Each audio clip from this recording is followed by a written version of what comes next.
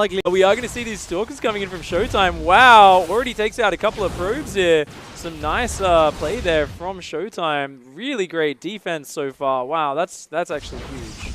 Yep.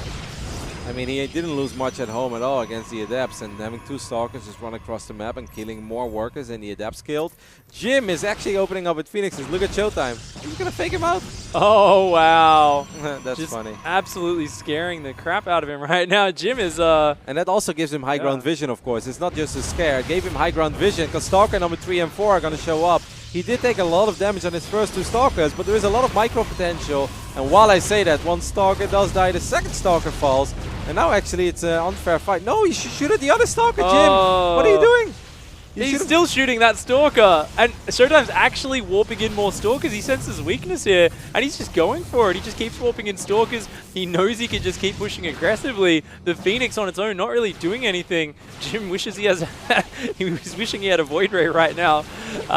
Two Stalkers and two Phoenix should be able to defend the three Stalkers, but more Stalkers coming in for ShoWTimE. Yeah, this is actually looking incredibly bad for Jim. Not to mention that ShoWTimE during all of this is going up to a Dark Shrine as well. And Pick, as a resident Phoenix player myself, I've been in this position when finally stabilized. The last thing you're worried about is Dark Templars. You have the feeling that all you have to do right now as Phoenix player is survive, keep this Nexus alive, get a Photon Overcharge, and you'll be fine. But that's actually not true. With the Dark Shrine more than halfway done, things are looking incredibly dicey for Jim. Yeah, that DT Shrine is getting more than halfway done right now. ShoWTimE's still putting on a lot of pressure behind this. He's up in economy. He's, I mean, evening out the tech tree with that Dark Shrine, and these Stalkers still maintaining such a scary position. The Overcharge got used there. The Mothership Core isn't going to be able to do that for a while. It's just 5 Stalkers, a couple Phoenix, and a Zealot. And more importantly, there is no detection at all. And you could say, like, maybe you can get an Oracle out, but that Stargate is powered by a single pylon. If ShoWTimE wipes in 2 Dark Templars, this game is over. There's absolutely nothing that Jim can do. And this is so sick as well. ShoWTimE losing that one pylon, but meanwhile getting a second pylon on the right side so he can still wipe in the Dark Templars. Ah, this is sick. This is really beautiful play by ShoWTimE. He just won the game, Pick. Like, I don't want to be that guy, but I'm going to be that guy. There is no detection. There's no Oracle. There's no Robo. There's no Forge. These DTs will end the game. Just great, safe play out of ShoWTimE in that early game. And Jim, he keeps on over-committing with those first 2 Adepts. Losing them each time allows ShoWTimE to just walk across the map, commit everything to the offense. Nice defense here from ShoWTimE. He's got the overcharges, the Phoenix is in there. The DTs are hitting at home as well. The Robo's going to go down. The probes are starting to fall. GG.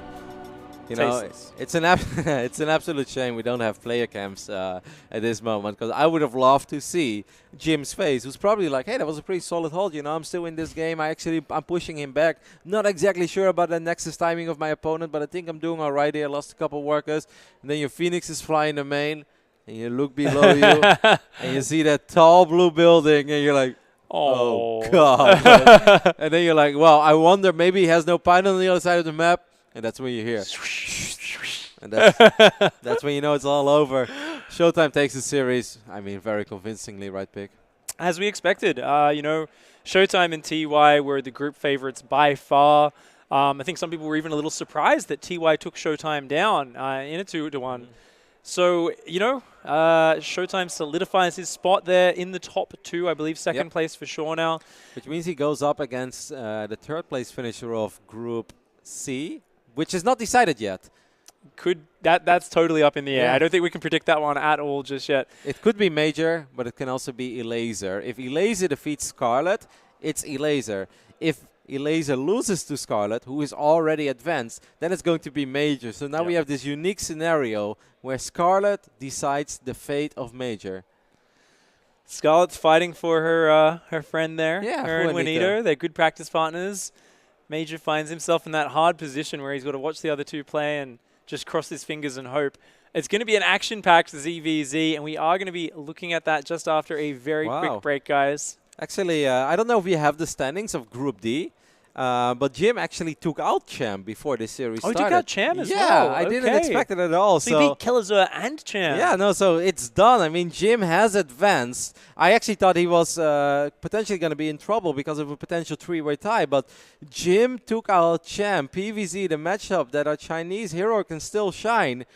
Wow, I'm impressed, man. Like, it's really sad for Jim that the games we saw of him were not the best games ever. But overall, this is a great performance by him.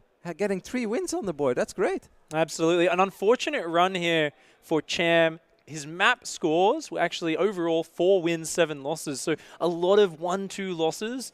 You know, he had a lot of good matches there. Unfortunately, wasn't able to make it. Of course, a bit of a hard loss for Keller Zur going 2-3. Not going to be able to make it out of that group. Psyark put on a really cool show, especially that game 1 versus TY. I think he's got it is Jim. Of course, on the left top side of this beautiful Protoss team map, we're looking in the main base of the man that takes German efficiency to a whole new level. It's ShoWTimE.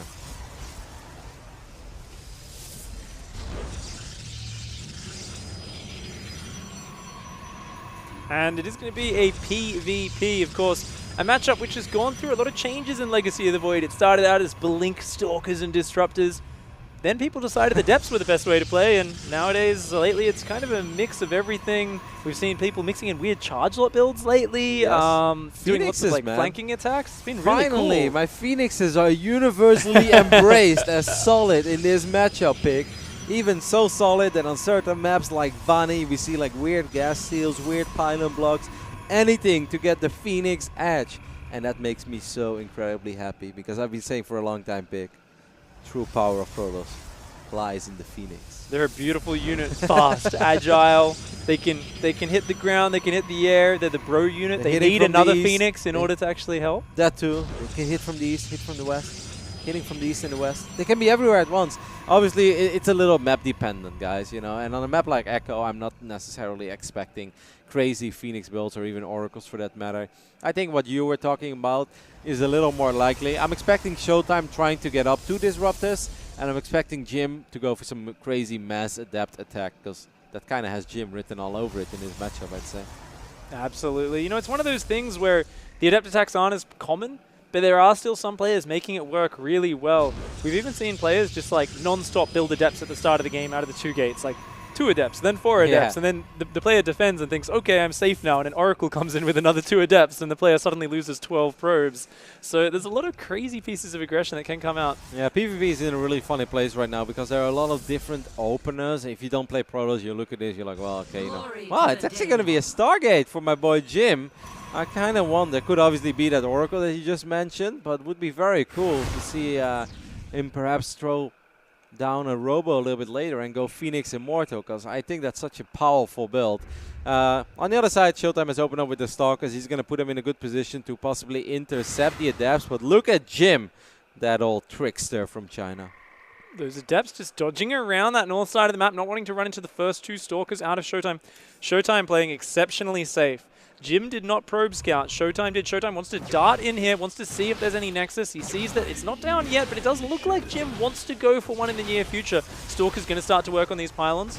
They may try to skirmish with these Adepts, but they've got to be very careful of the overcharge. Meanwhile, there's actually a sweet spot. I mean, if he goes all the way into the back, unfortunately, he's in the middle of a photon overcharge range, so he's going to have to settle for 2 probes. That's not great. What? He's making a Void Ray pick. What? I'm not even going to finish my sentence. He's making a bloody Void Ray. Maybe a little bit worried about the Stalker pressure. Maybe just kind of worried that he can't hold the front because he lost the 2 Adepts. He lost one of the Adepts on the back as well and has to just use his overcharge. He's going to have another one soon, but doesn't really have any meat behind that. So Jim, maybe a bit worried, maybe looking to just do a big Void Ray all in a little bit later on as well. And I think you're right about him being worried. I mean, you shouldn't forget that the Adepts did actually not see the Nexus. The Adept vision is so small that sometimes you shade by and you think your opponent is one base all-inning you, and then you take a look at the replay, you're like, what on earth happened? And then you realize that his Nexus done was by the time that you started, you know? You're like, oh my god, how did I not see that? And I actually think that's what's happening here. Like, Jim is reading this as an all-in. I mean, at the other end, he also needs something to deal with these Stalkers, but just with a photon, you know, just with the 2 Adepts, a Mothership, and then warping in 2 more Gateway units, he would have also been fine. I think there is a good chance that he just completely misread this, and he thinks that ShoWTimE was going for a 1-base attack. Oh, and he still doesn't see it! Oh my god. Oh my god, it's exactly what you were talking about, Kev. He has no idea. He does finally see the probes walking down there. He realizes, oh, okay, you've expanded as well. And nice shutdown there from ShoWTimE. He's got the Robo down behind this. Blink is on the way. Definitely looks like a build up towards that Blink Disruptor. He's moving out big. Jim has added 2 more gateways, and he's thinking of running across the map with Sentry Void Ray. Like, this is amazing. If this works, I'm taking notes. I'm saving this build. Oh, that was a great hallucinated Phoenix Scout, by the way. I think ShoWTimE just flew up past that pylon. That's massive. Yeah, that's a big one. Definitely a big sign of aggression. ShoWTimE going to want to add a few more pylons at the front. He's got so much Mothership core energy, which will be very important to bolster his anti-air. Does have an observer out front his base as well. Of course, right now, ShoWTimE's going for a forge. He's only now adding on his 3rd and 4th gateway, so he doesn't have a lot of gateway production. The Void Rays are going to come in here. Nice force field there for ShoWTimE to block some of these units from coming on up, but he's going to need to be quick on those overcharges. He needs more Stalkers, and he needs them now. Yeah, it's going to be so hard for these gateway units of Jim to make it up the ramp, though. Oh, with a couple of adepts, he's going to put his army out of position, and this may actually allow him to jump on top of the pylons. Don't forget that Jim has a couple of sentries as well. He let a few adepts finish up. That was kind of odd. Not all of them, I believe, right? Oh, wow. Nice. Yeah, actually all 4 of them. He still has 3 up in that main base right now. They're starting to finally snipe down a probe.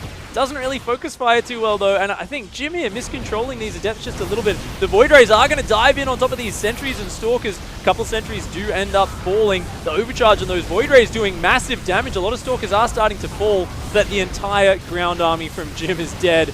At what cost? At the cost of everything, Kevin. GG, ShoWTimE with an impressive hold there in game number 1. Yeah, that was incredibly well done. It could actually be a lot harder than it looks there because of the adepts. You get put out of position, you're worried about your mineral line, and then suddenly he jumps on top of your pylons, you lose your pylon, and then like the Void Rays, once again, if they use prismatic alignment, Stalkers can melt. But there was actually a little bit of misfire there as well. You mentioned it, not just with the adepts, but even the Void Rays, when they shoot at sentries, they're not very powerful units early on. Like, it takes a long time. So he's actually not just wasting potential DPS, he was even wasting his prismatic alignment, which could have been focusing on Stalkers at that point. And yeah, I don't know. It's kind of a weird build, right? Maybe a little bit more, decisiveness from Jim would have worked, but I think it comes back to the mistakes potentially earlier on, not spotting the Nexus, as you said, Kevin, being very unsure of what was going on.